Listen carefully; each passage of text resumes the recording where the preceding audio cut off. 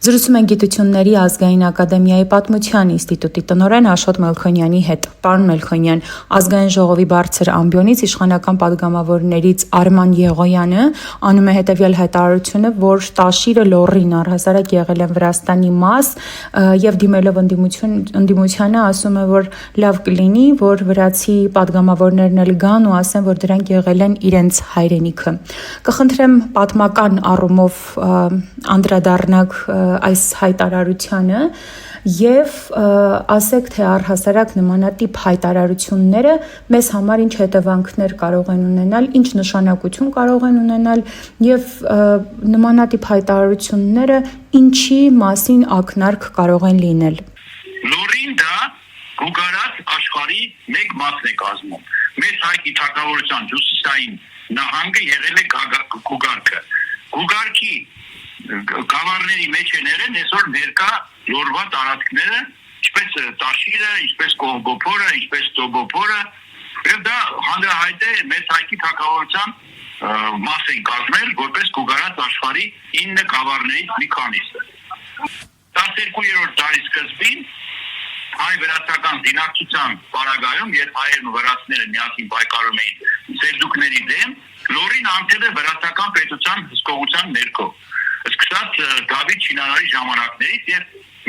մեր օտարների կողմից գրավել է, բայց մինչեւ 1801 թվականը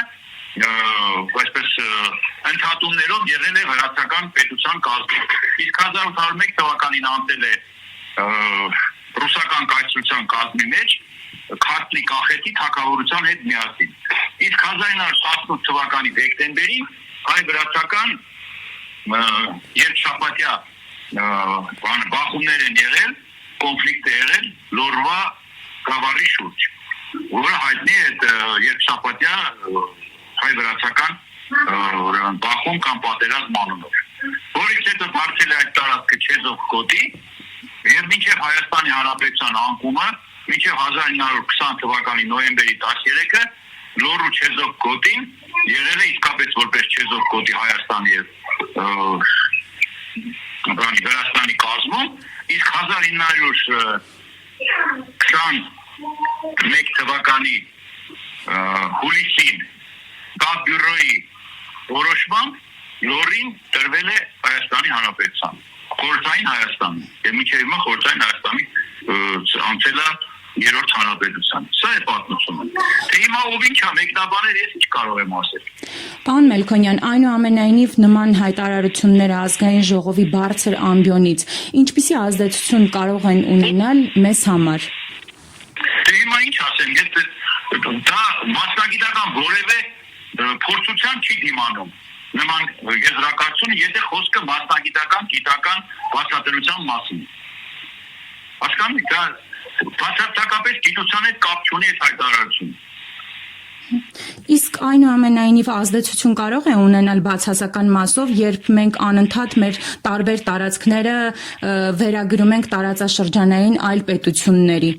Եթե նման տրամադրություն կա, որ տարածք զիջենք եւ դա փորձեն այդ տրամաբանության մեջ տեսնել, իհարկե անընդունելի է։ Մենք վրացական որևէ խնդիր չունենք։ Դա շինչու արհեստական պատմություն է, չկա նման բան։ Հայ-վրացական որևէ խնդիր չկա։ Հայաստանն ու Վրաստանը առանց մեկ մյուսի, որպես քրիստոնյա երկիրներ, երկուսն էլ ապագա չունեն։ Առանց մեկը մյուսի աջակցության չի կարող գոյատևել այդ տարածաշրջանը։ Խնդրում եմ այդ միտքը անպայման արձանագրեք եւ դա իմ խորը համոզումն է։ Պարոն Մելքոնյան, եւ մի Ադանայի հետ կապված էր նաեւ վերջին օրերին խոսվում, այս իշխանությունը ելի խորշում է մեր պատմական հայրենիքի տարբեր տարածքների անունները ասելուց եւ օրինակ Ադանայի մասին խոսելիս արդեն նորընտիր ազգային ժողովի նախագահը միայն ասաց, որ այո, ես Թուրքիայում Ադանա քեբաբ եմ կերել, որը շատ համեղ էր։ Սա իրենից ինչ է ենթադրում եւ ինչ հետևանքներ կարող է ունենալ, երբ մենք մեր պատմական հայրենիքի տարբեր տեղանուններ խոհանոցային ուտելիքային մակարդակով ենք միայն հիշում եւ ոչ ավելին։ Բացարձակապես պատմական ինչ ասեմ, կոնտեքստի հարց չի, այլ երևի քեբաբին է վերաբերում։ Եվ ինչ կապ ունի դրա հետ, դա խոսքը Կիլիկիայի մասին է։ Կիլիկիան իհարկե մեծ հայքի թագավորության մաս չի կազմել, բայց հայության թիվը զարգացած միջնադարում այնքան է այնտեղ ավելացել, որ վերջո պետություն է այնտեղ ստեղծվել, հայկական քաղաքական, որը գոյություն է ունեցել 300 տարի, եւ այդպես Կիլիկյան բնականաբար ներկայանում է որպես նաև հայրենիք։ Խոսքը սրա մասին է։ Ինչ ասեմ, սա մեկնաբանելու բան չի, քյաբաբն ու պատմագիտությունը իրար հետ բացարձակապես կապի մեջ չեն եւ հրս կարող եմ ասել հակասության մեջ։ Շնորհակալ եմ մեկնաբանության համար։